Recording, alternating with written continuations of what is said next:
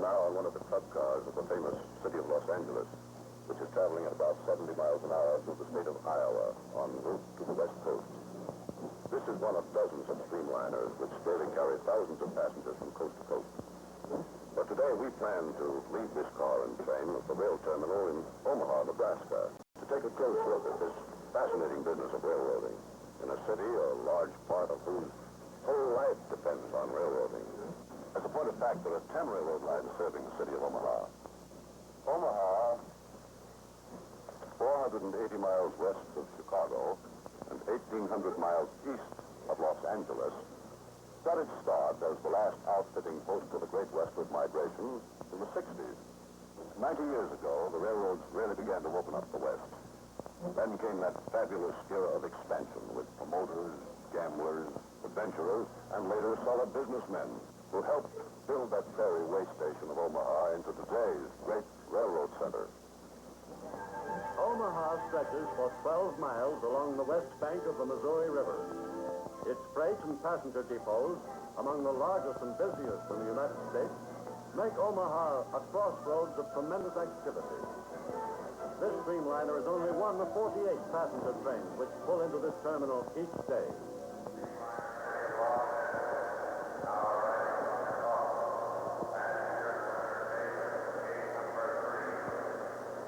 Today, Omaha is the thriving metropolis of Nebraska's Farm Belt, the junction point between the farms and pastures of the West and the markets of the East.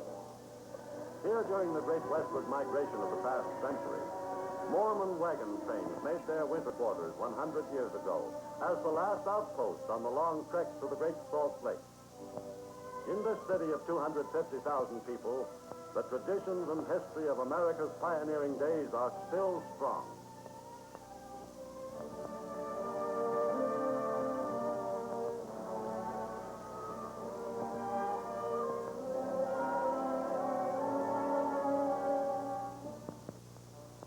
In this museum are some of the most cherished mementos of Omaha's history, which are so intimately connected with railroading. In 1865, at the order of President Lincoln, the Union Pacific began the construction of its lines westward out of Omaha. Simultaneously, the Central Pacific pushed its lines eastward from California. During the next 4 years, Union Pacific crews, with Omaha as their base, laid more than 1,000 miles of track. They were sometimes attacked by Indians, as these captured trophies show. These were taken from the bodies of a crew, all unidentified. This is the only one that was identified. This was removed from the body of Chief Tobin, the section head. The railroad crewmen took with them a whole town of tents, shacks, gamblers, and hangers-on. The famed hell on wheels, which they picked up and moved periodically to every new end of track. Finally, the two great lines met on May 10th, 1869, at Promontory, Utah. There, government and railroad officials drove in the famous last spike to complete the first coast-to-coast rail system in America. Immediately afterwards, the Central Pacific's Jupiter and the Union Pacific's number 119 puffed slowly toward each other until their cow catchers touched. At last, the bustling east met the golden west. The spectators, in the words of an eyewitness, was "Yellin bit the dust." Here's a replica of the famous golden spike that completed the transcontinental span. From the same piece of metal of the original golden spike, this ring and watch bar were made and presented to the President of the Union Pacific Railroad. Here is a model of President Lincoln's funeral car, which carried him from Washington to Springfield. And here are one or two pieces of furniture from the same car.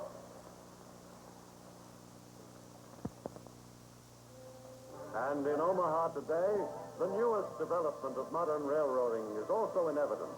The gas turbine locomotive, so far used only by Omaha's Union Pacific Railroad.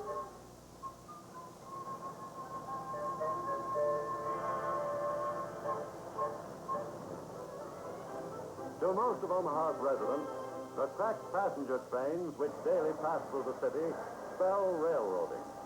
But to the railroads themselves, passenger transportation is pretty much a money-losing business. On board a Union Pacific diner, Chef Frank Daniels prepares dozens of full-course meals in cramped space that would baffle anyone not trained in this art. On every meal served, the railroad knowingly loses money, 35 cents on each meal.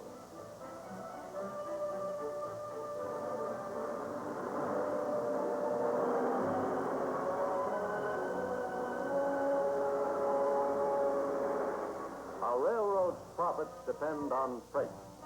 The freight yards in adjoining Council Bluffs, Iowa, fed by 9 eastern railroads, are the heart of the rail center of Omaha. At the westbound freight desk, Harry Carpenter fills out the destination tags for each freight car in the yard. Tag number 4 sends the car to Los Angeles. Number 5 to Ogden, Utah. Other tags are made up for Oregon, Salt Lake City, Wyoming, and Denver. Out in the freight classification yard, each car receives its proper destination tag. As the cars are tagged, the crews will make up the big westbound freight. Foreman Gordon Scott gives the engineer the signal to start bumping the cars into position. In this classification yard, each final destination point is assigned its own special track.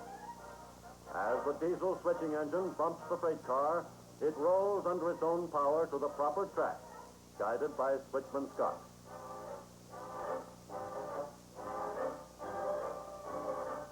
Each day, Union Pacific crews alone process more than 1,000 cars to make up the railroad's fast freight to the west.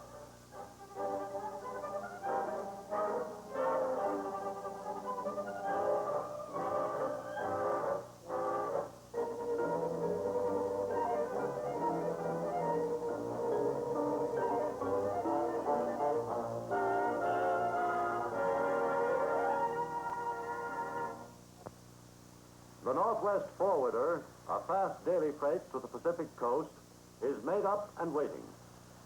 At the district foreman's office, engine dispatcher Gene Zelfell rounds up the train's crew. First on his list is engineer Arthur Franks. Franks has served 33 years with the Union Pacific.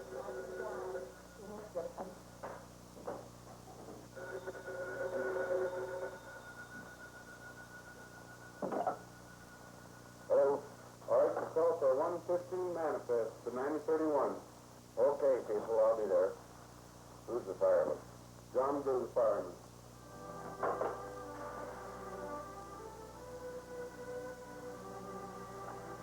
Usually, Frank's run takes him away from home about 2 days. His wife, Agnes, has grown accustomed to these departures. At the Council Bluffs Roundhouse, engine 9031, a veteran steam locomotive, is brought out for the day's run after a thorough check.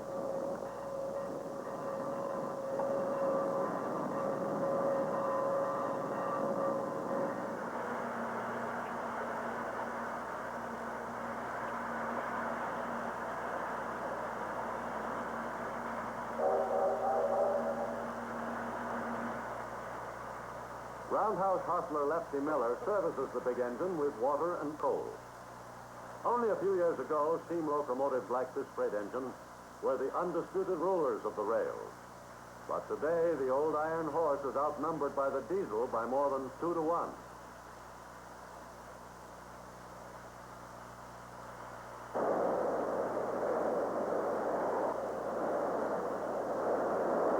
Coaled up, the locomotive is ready for its run. It is backed up and its tender hooked to the first car of the Northwest Forwarder.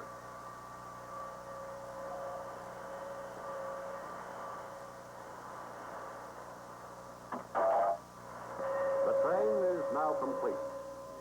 Before getting into his cab, Engineer Franks meets conductor Gabe Conant. In a solemn, unvarying ritual, they check their watches.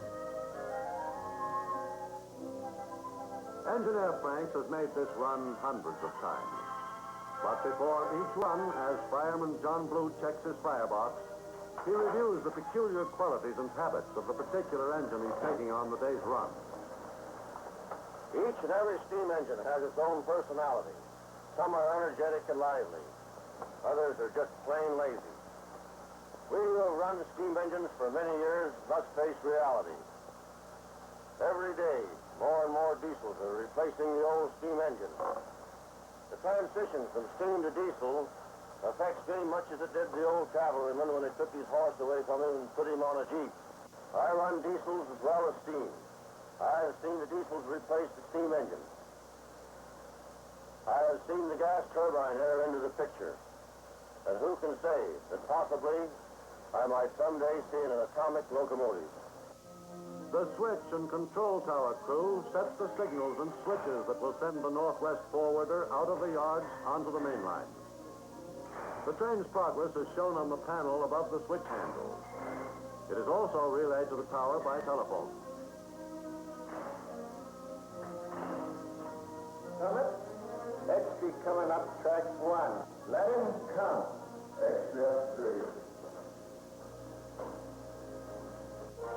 Switches and signals are set. And finally, Engineer Franks gets the highball. Highball, Art.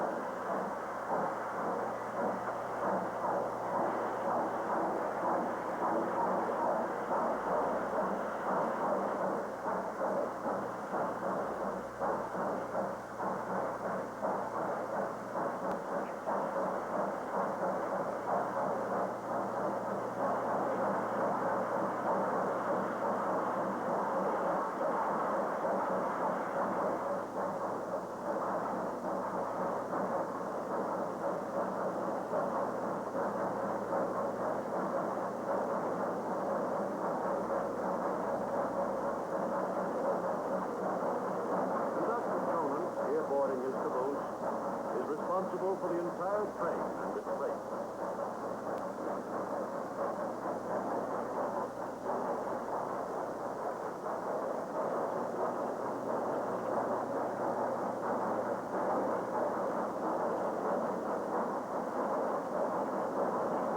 Once the train is underway, Conductor Conant settles down to checking the manifests, the paperwork that is such an important part of his job.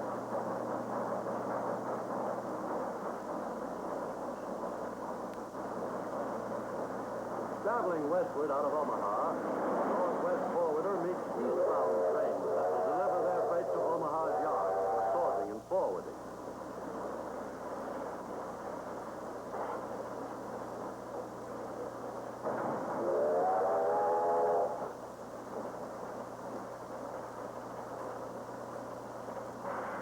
Here comes the diesel now on the Denver-Omaha stock train.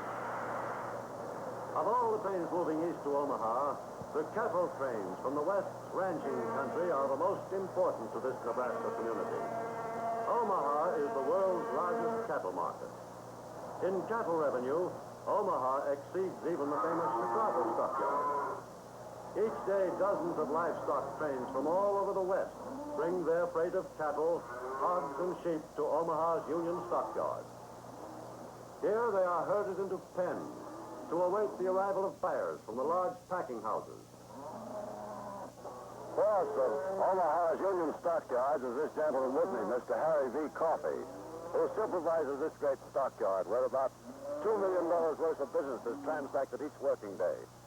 This is accomplished without any working agreement, any contract, no down payment. Is that right, Mr. Coffey? Correct, ma'am. Mondays are our largest days. But average, we'll run $2 million a day for every working day in the year. Now these cattle that you see in these pens, there's cattle weighing 1,000 pounds. They're bringing $23 today. That a year ago brought $33. That's $10 a hundred less than a year ago. That's $100 per head less.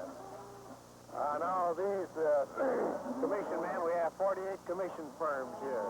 And order buyers and packer buyers go from firm to firm, from pen to pen, looking these cattle over, making their bids, and arguing price with these commission men. and that's their daily ritual. Now over here, there's Bill Ingram, one of our commission men, arguing with Jimmy Boyle, one of the order buyers here on the market, on that pen of cattle. Give 3 for the load of cattle, 23 cents, and mark that stag 21.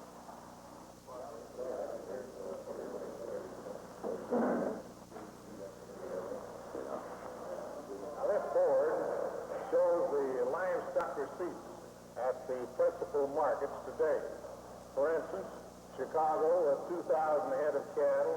Omaha has 4,500 head of saleable cattle here today. 4,500 head of cattle. A very impressive figure, but Mr. Coffey, it just means a lot of steaks to me. Well, fine. How'd you like to have one with me tonight? I'd like it.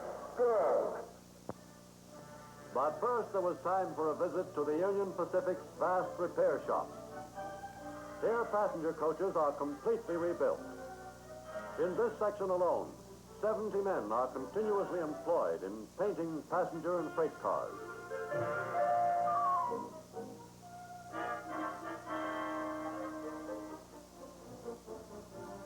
In the Union Pacific's upholstery shops, passenger car seats are repaired and reupholstered. Newly developed materials and fabrics are used to help make every coach attractive and comfortable.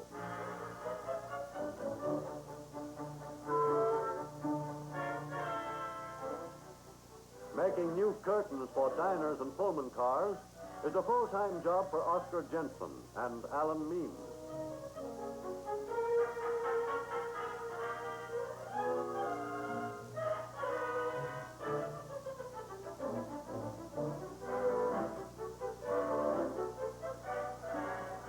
In the silver plating department, the table equipment for the Union Pacific's diners is kept in shining condition. Harry Little put some of the hundreds of coffee pots used every day into an electrolytic bath for replating.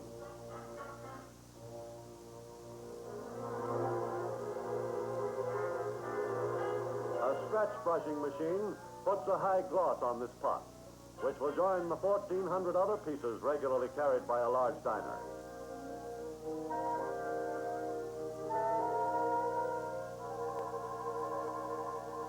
Outside in the wheel pit, scores of wheels are stored. Periodically, they are reground to within 0.02 of an inch of perfect roundness. Even the slightest imperfection can cause damage to fragile freight shipments.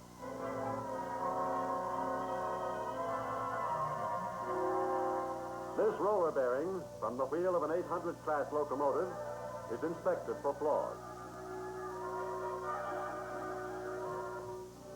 In the heavy repair shops, these large locomotives are completely overhauled and reconditioned every 6 months. Foreman Phil Lang supervises the delicate job of lowering the heavy engine onto the driving wheels.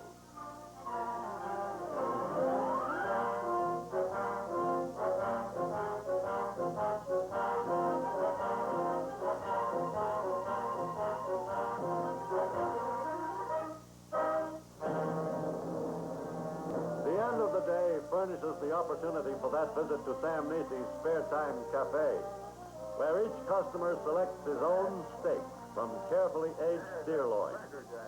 Stockyard President Harry Coffey, who is playing host, is an expert. These steak is out of this world, just as tender as butter that you put a tip. Sure. Look at them. Now, about an inch and a half. Okay, then I'll go to the machine cutting for you. Sam Nacy started his cafe 15 years ago with 4 tables. Today, his staff serves 1,000 steaks a day to hundreds of hungry customers. Nacy insists on aging his steaks at least 20 days before preparing them.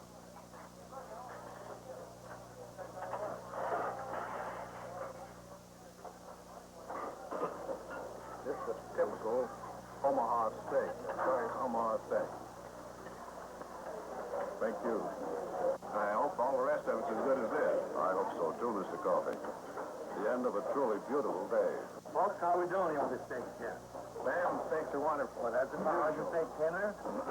Just melt your mouth. Oh, that's wonderful. I hope you folks enjoy it and come back again. We will do it. Thank you very much. Thank you.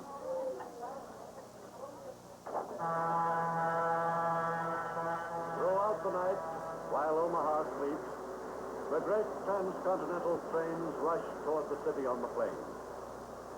Between the hours of midnight and 3 a.m., 8 streamliners pass through Omaha on their way to and from the West Coast.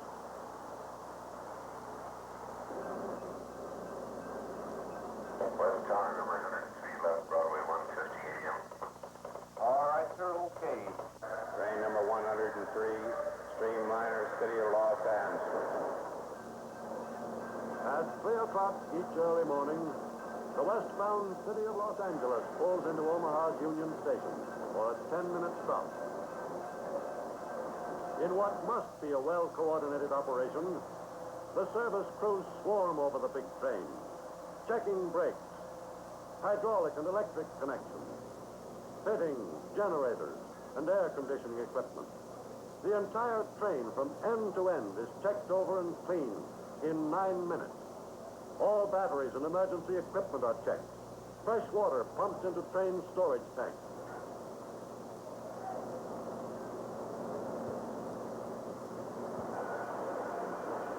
During the short interval, another Union Pacific train pulls alongside, followed by another diesel from Chicago.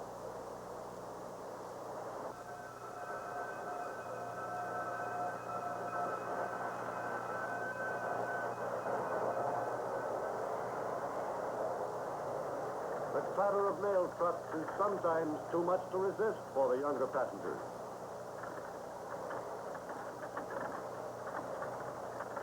Omaha's Union Station is also a stop for the Rock Island's Rockets on their runs between Chicago and the West.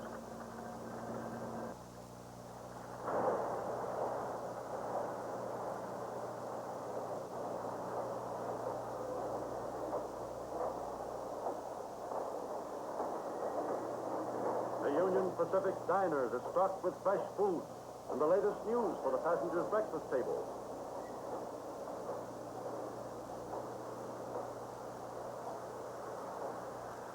Last call, Union Pacific going west, train number 103, streamliner, City of Los Angeles. Last call, Union Pacific going west, all work.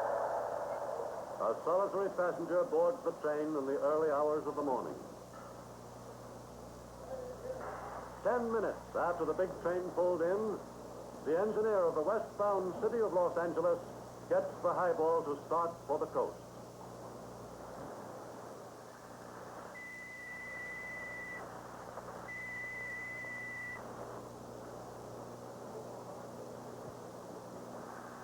The show is over.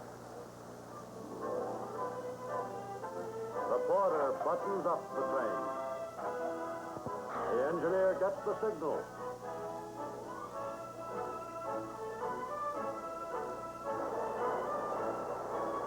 And the streamliner slides into the night.